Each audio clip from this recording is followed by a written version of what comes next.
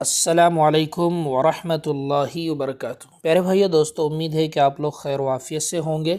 आज है इतवार का दिन और आप लोगों को पता है इतवार के दिन मैं आप लोगों के साथ वीकली एनालिसिस वाला वीडियो शेयर करता हूं, जिसमें हम डिस्कस करते हैं कि भी पिछले हफ्ते मार्केट कैसे रहा और आने वाले हफ्ते में मार्केट के लिए कौन से अहम लेवल हो सकते हैं जहां से मतलब मार्केट ऊपर की तरफ जा सकता है या नीचे की तरफ जा सकता है। एक मार्केट के डायरेक्शन को हम टेक्निकल एनालिसिस करके समझने की कोशिश करते हैं। तो आज इंशाल्लाह हम मार्केट का एनालिसिस भी करेंगे और कुछ एक स्टॉक भी इंशाल्लाह आप लोगों के साथ शेयर करेंगे, ठीक है। लेकिन उससे पहले वाज़े तौर पर डिस्क्लेमर सुन ले, ये वीडियो सिर्फ़ और सिर्फ एजुकेशन और लर्निंग पर्पस से मैं आप लोगों के साथ शेयर कर रहा हूँ। मेरी तरफ से बाय सेल का बिल्कुल भी रिकमेंडेशन नहीं है। मेरे इस वीडियो के ज़रिए से किसी भी स्टॉक को देखने का नज़रिया आप सीख सकते हैं, मार्केट को देखने का नज़रिया आप सीख सकते हैं।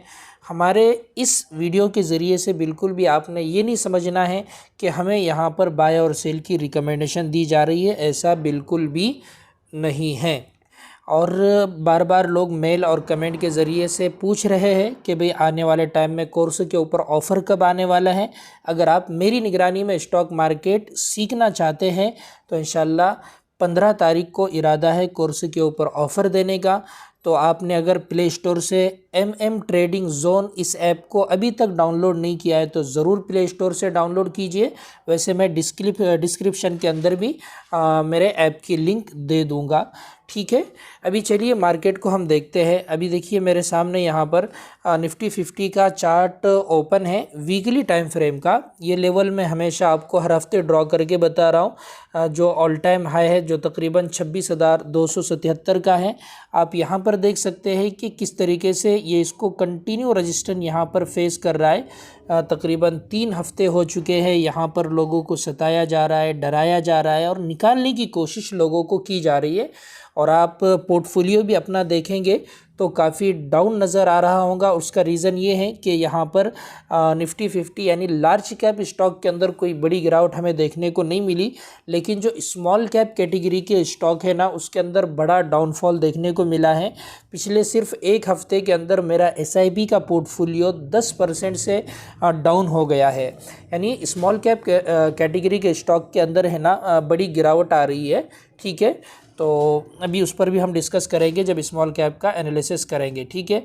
पिछले हफ्ते क्या हुआ कि जैसे GDP का डेटा आया तो वो भी काफ़ी स्ट्रॉन्ग आया, उसके लिए गैप अप ओपनिंग हो गई, ठीक है। लेकिन जो ऑल टाइम हाई है वहाँ पर वापस से सेलर एक्टिव हो गए और वहाँ से पिछले मतलब गैप अप ओपनिंग के बाद कंटिन्यू 2 से 3 दिन मार्केट को गिराया गया और गिराने के बाद एक अहम लेवल से मार्केट के अंदर वापस से बाइंग आई है। और आप देखेंगे ना लास्ट जुमा के दिन भी काफ़ी अच्छी बाइंग आई है। तो अभी जब तक 25,300 के ऊपर यहाँ पर मार्केट है ना, इस लेवल से मैं हमेशा कह रहा हूँ कि हम मार्केट के ऊपर बुलिश है। ऐसा ही किया जाता है जब एक अहम रेजिस्टेंस होता है ना, वहाँ पर लोगों को सताया जाता है। मार्केट अगर वहाँ पर सस्टेन करके फिर ब्रेकआउट देता है ना, एक अच्छी रैली आ सकती है। इसलिए स्ट्रॉन्ग स्टॉक जो है ना उसके ऊपर आपकी नज़र रहना चाहिए। अभी देखिए डेली टाइम फ्रेम पर जाकर हम इस चीज़ को थोड़ा सा और समझने की कोशिश करते हैं। देखिए ये डेली टाइम फ्रेम का चार्ट मेरे सामने ओपन है।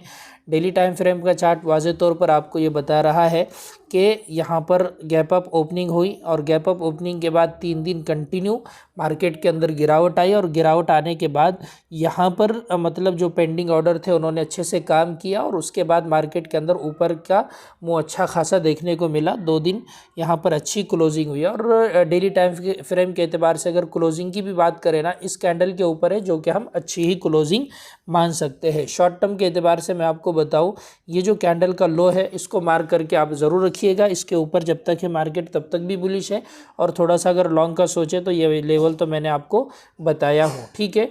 हाँ, अगर इसके भी नीचे जाता है 25,300 के भी नीचे तो थोड़ा सा मार्केट वापस से स्ट्रक्चर जो अच्छा बना हुआ है वो ख़राब होने के चांस इसके बढ़ जाएंगे। तो ये हमारा आज हमने वीकली का एनालिसिस किया निफ्टी 50 का। अभी हम थोड़ा सा स्मॉल कैप और मिड कैप को भी देखने की कोशिश करते हैं। देखिए ये मिड कैप का यहाँ पर निफ्टी मिड कैप का चार्ट मेरे सामने ओपन है। अगर आप देखेंगे ना तो यहाँ पर ये सप्लाई ज़ोन है और उस सप्लाई ज़ोन के करीब तकरीबन पिछले 3 और 2 5 हफ्तों से मार्केट उसी जगह पर रुका हुआ है, ठीक है। इसलिए जो मिड कैप स्टॉक है ना उसके अंदर हमें ज़्यादा गिरावट देखने को नहीं मिल रही है। स्मॉल कैप के अंदर काफ़ी बड़ी गिरावट देखने को मिली है, ठीक है। तो यहाँ पर भी अभी भी मतलब मामला बिल्कुल ऐसा है कि ख़राब हुआ, बिल्कुल ऐसा नहीं है। हम जैसे निफ्टी का ये लेवल अहम मानते हैं वैसे ही मिड कैप का ये लेवल जो 58,800 के आसपास का है ये काफ़ी अहम साबित हो सकता है। डेली टाइम फ्रेम पर जाकर देखेंगे, जैसा जुमा के दिन निफ्टी के अंदर मतलब निफ्टी 50 के अंदर अच्छी खासी बाइंग आई है, वैसे ही आप यहाँ पर देख सकते हैं कि मिड कैप के अंदर भी इस डिमांड जोन से एक अच्छी बाइंग आती हुई हमें नज़र आई है। बस ज़रूरत है कि ये जो यहाँ पर आप गार्बेज एरिया के जैसा बना हुआ है इतना कुछ खास नहीं है, इसके ऊपर मार्केट निकल जाए, कुछ एक पॉजिटिव न्यूज़ हो। जैसे एफआईआई की बाइंग यहाँ पर हमको आती हुई नज़र नहीं आ रही है। एफआईआई कंटिन्यू 2021 के बाद से अगर आप देखेंगे तो सेलिंग ही मार्केट के अंदर करते हुए जा रहे हैं कि भाई ये किस तरीके से मार्केट के अंदर बाइंग करे। अगर इनकी बाइंग होती है ना मार्केट के अंदर तो ये मार्केट को पलटाने के लिए काफ़ी है, लेकिन वो हो नहीं पा रहा है। आप जैसे ही एफआईआई की बाइंग आती हुई नज़र आएंगे ना आपको मार्केट का मूड आपको पूरा के पूरा बदलता हुआ नज़र आ सकता है। स्मॉल कैप को हम थोड़ा सा देख लेते हैं। वीकली टाइम फ्रेम का निफ्टी स्मॉल कैप का चार्ट मेरे सामने ओपन है। अगर आप देखेंगे ना तो मिड कैप और निफ्टी 50 ये बिल्कुल यहाँ पर ऑल टाइम हाई के करीब सस्टेन कर रहे हैं, लेकिन अगर आप स्मॉल कैप को देखेंगे ना तो ये ऑल टाइम हाई से काफ़ी दूर है। इसी वजह से हमारे पोर्टफोलियो आपको है ना रेड नज़र आ रहा है, क्योंकि हमारी आदत अक्सर ऐसा है कि हम स्मॉल कैप के अंदर काम करते हैं, उस वजह से ही हमारे पोर्टफोलियो ज़्यादातर डाउन नज़र आ रहा है। अभी मिड कैप ये स्मॉल कैप की बात करें ना तो 17,200 का जो लेवल है ना ये काफ़ी अहम है। अगर इसके भी नीचे ये आ जाता है ना तो मामला थोड़ा सा और गड़बड़ा जाएगा और मामला थोड़ा सा और ज़्यादा ख़राब हो जाएगा, ठीक है। अभी भी स्ट्रक्चर संभला हुआ है, बड़ी गिरावट तो ज़रूर है लेकिन इतना ज़्यादा ख़राब है हम ऐसा नहीं बोल सकते हैं, ठीक है। अभी अगर आप देखेंगे तो एक डिमांड जोन के करीब यहाँ पर मार्केट स्मॉल कैप का आया हुआ है और नीचे भी ये भी इसको एक डिमांड जोन है, तो कुल मिलाकर कोई बहुत बड़ा गैप नहीं है। अगर ये 17,200 के आसपास आता है तो यहाँ से एक वापस से उछाल हमको देखने को स्टॉक के अंदर मिल सकता है। तो ये हमारी बात हो गई निफ्टी स्मॉल कैप के ऊपर, इसलिए इस पर भी आप ज़रूर नज़र रखिएगा। सेक्टर की अगर बात करें तो निफ्टी ऑटो के बारे में मैंने आपको गुज़िश्ता हफ्ते बताया था। निफ्टी ऑटो की अभी भी जो क्लोजिंग है ना आप यहाँ पर देख सकते हैं, काफ़ी अच्छी ही क्लोजिंग इसको मानेंगे आप। एक बड़ी गिरावट पूरे मार्केट के अंदर चढ़ रही है, इसके बावजूद भी इस सेक्टर ने अपने आप को होल्ड किया हुआ है निफ्टी ऑटो ने।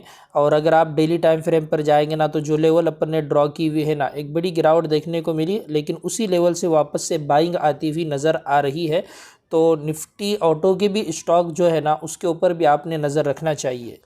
अगर आप फार्मा को देखेंगे ना तो फार्मा चूँकि एक निफ्टी फार्मा का जो इंडेक्स है ना ये पूरा के पूरा एक सप्लाई ज़ोन के अंदर आया हुआ है। यहाँ पर जैसे ही सप्लाई ज़ोन के अंदर आया ना आप देख सकते हैं कि बड़ी गिरावट आई थी, यहाँ भी उसके थोड़ा सा करीब आया तो बड़ी गिरावट आई, लेकिन वापस से अपने आप को होल्ड कर रहा है और पिछले 3-4 हफ्तों से इसी के पास ये अपने आप को होल्ड करने में कामयाब हो रहा है। अगर ये इसको ब्रेक करता है तो हम तेज़ी मतलब मान सकते हैं कि आएगी। और डेली टाइम फ्रेम पर अगर आप एक ट्रेंड लाइन यहाँ से ड्रॉ करें ना ऊपर से तो ये ट्रेंड लाइन का भी आपको ये सपोर्ट लेता हुआ नज़र आ सकता है। यहाँ पर देखेंगे ये हमने एक ट्रेंड लाइन यहाँ पर ड्रॉ की, ठीक है। अभी हम इसको डेली टाइम फ्रेम पर जाकर देखेंगे ना तो आप देखेंगे ये इसको किस तरीके से रिस्पेक्ट कर रहा है। यहाँ पर आप देखिए जब ये ट्रेंड लाइन के पास आ रहा है ना नीचे तो काफ़ी यहाँ पर बायर एक्टिव हो रहे हैं और बड़ी बड़ी वीक नीचे से ऊपर की तरफ बन रही है, यानी एक बाइंग का प्रेशर भी नीचे से इसके अंदर आ रहा है, ठीक है। ये एक स्टॉक मतलब फार्मा के लिए हम अच्छा मान सकते हैं। बहरहाल चलिए जो अच्छा है बस ज़्यादातर तो वो निफ्टी ऑटो ही मुझे लग रहा है। बाकी ये भी ठीक है लेकिन एक बड़े सप्लाई जोन के करीब है और उसको काफ़ी मतलब यहाँ पर देखिए ना आप कितना मतलब उसको ये रिस्पेक्ट कर रहा है। ऊपर से सेलर और नीचे से बायर दोनों इसको ऊपर नीचे हिलने भी नहीं दे रहे, ऐसी कुछ सूरत हाल बनी हुई है। बहरहाल आज जो 2 स्टॉक मुझे आप लोगों के साथ शेयर करना है हम उसकी तरफ चलते हैं। अच्छा पहले हम है ना पिछले हफ्ते के स्टॉक के बारे में एक नज़र डालते हैं, क्योंकि पिछले हफ्ते हमने दिए हुए स्टॉक जैसे मतलब परफॉर्म करना चाहिए था वो बिल्कुल नहीं किए। तो ऐसा कोई ज़रूरी भी नहीं है कि हम जो स्टॉक बोल रहे सभी चले।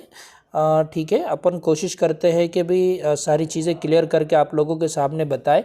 एक मैंने ASK ऑटोमोटिव बोल के एक स्टॉक है, ये दिया था। यहाँ पर देखें ना, ये बहुत अच्छी यहाँ पर वॉल्यूम देखने को मिली थी और ये इस लेवल के ऊपर अपने आप को होल्ड करने में कामयाब रह रहा था, इस वजह से अपन ने इसको शेयर करे थे।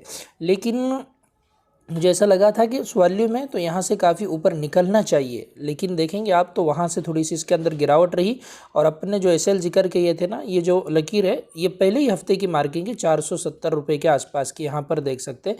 तो वहाँ पर थोड़ी सी बाइंग आती हुई हमको नज़र आ रही है, लेकिन इसके नीचे अगर ये निकलता है ना तो वापस से 450 रुपये के आसपास आता हुआ आपको नज़र आएगा। तो आप अगर इसको इतना ज़्यादा होल्ड नहीं करना चाहते हैं ना, तो इसके नीचे इसको होल्ड मत कीजिए, मैं तो सीधी राय आपको ये दूंगा, ठीक है। और दूसरा स्टॉक जो हमारा था ना वो NDR ऑटो था। तो NDR ऑटो भी है ना, जो लेवल से ऊपर हमको चाहिए था ना वो तकरीबन 880 रुपये की थी और उसके ऊपर इसने क्लोजिंग दिया ही नहीं। इसलिए मैंने लिख कर डाला था कि तीनों स्टॉक ने मतलब हमको जिस लेवल के ऊपर चाहिए थे ना उसके ऊपर उन्होंने क्लोजिंग दिए ही नहीं है। तो NDR ऑटो ने भी अपने को मतलब क्लोजिंग नहीं दिया है। और ये जो एक्विटस केमिकल था ना तो उसकी भी क्लोजिंग अपने को 1868 रुपये के ऊपर चाहिए थी। तो यहाँ पर भी हमको क्लोजिंग ऊपर नहीं मिली और उसके अंदर भी गिरावट रही। तो 1646 रुपये की जो लेवल अपन ने ड्रॉ की हुई है ना, इसके नीचे अगर ये निकल जाता है तो ख़राब हो जाएगा। बाकी अभी ख़राब है क्या? अभी बिल्कुल भी ख़राब नहीं है। हमें बाय तो इसके ऊपर ही करना था, लेकिन यहाँ पर एक डिमांड जोन के करीब हमको अभी देखने को मिल रहा है। लेकिन इसके नीचे निकल जाता है तो मामला थोड़ा सा ख़राब हो जाएगा, ठीक है। आज का जो हमारा पहला स्टॉक है ना, वो यहाँ पर आप देखें, एक मिनट, श्रीराम पिस्टन बोलकर है। इसको मैं एक बड़े टाइम फ्रेम से आप लोगों को सारा इसके लेवल समझाने की कोशिश करूँगा। ये भी ऑटो सेक्टर से ही एक कंपनी है, काफ़ी अच्छी कंपनी है। और मुझे जहाँ तक याद है इस पर मैंने एक बड़ा फंडामेंटल टेक्निकल का एक वीडियो भी आप लोगों को काफ़ी पहले दिया था। उसके बाद शायद इसने अच्छे रिटर्न भी बना कर दिए हैं। अभी इस स्टॉक की बात करें ना तो ये 12 महीने का चार्ट मेरे सामने ओपन है। 12 महीने के ऊपर एक ख़राब चीज़ ये नज़र आ रही है कि इसके अंदर जो वॉल्यूम आना चाहिए था ना वो वैसे वॉल्यूम नहीं आए जैसे इस कैंडल के अंदर आए ना उससे पहले वाली कैंडल में। बहरहाल अभी 6 महीने पर हम जाते हैं। अभी फ़िलहाल जो इसकी हालत है ना वो क्या है हम वो समझने की कोशिश करते हैं। अभी देखिए 3 महीने का चार्ट मेरे सामने ओपन है। 3 महीने का चार्ट क्या बता रहा है कि एक मतलब यहाँ पर आप देखेंगे ना तो एक स्टॉक के अंदर तकरीबन 500 रुपये से एक बड़ी रैली यहाँ तक स्टॉक ने दिया, 2300 रुपये तक, ठीक है। अब उसके बाद क्या हुआ, एक यहाँ पर काफ़ी दिनों तक ये एक बॉक्स पैटर्न जैसा बना और उसका ब्रेकआउट हुआ। ब्रेकआउट होने के बाद ये धीरे धीरे अभी ऊपर जा रहा है। जैसे वॉल्यूम आना चाहिए वैसे वॉल्यूम इसके अंदर नहीं आ रहे थे। तो अभी फ़िलहाल शेयर करने का रीज़न क्या है वो इंशाल्लाह छोटे टाइम फ्रेम पर क्लियर होगा। अब देखिए इस महीने क्या हुआ है इसके अंदर।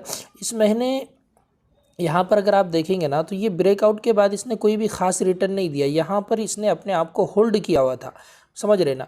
उसके बाद इस महीने इसके अंदर काफ़ी अच्छे वॉल्यूम आए और ये जो लेवल है ना इसका, उस लेवल को इसने ब्रेक करके ऊपर निकलने की पूरी कोशिश कर रहा है। यहाँ पर आप देखें ये इसका हाई था तकरीबन 2785 का, उसके ऊपर निकलकर इसने क्लोजिंग दिया है।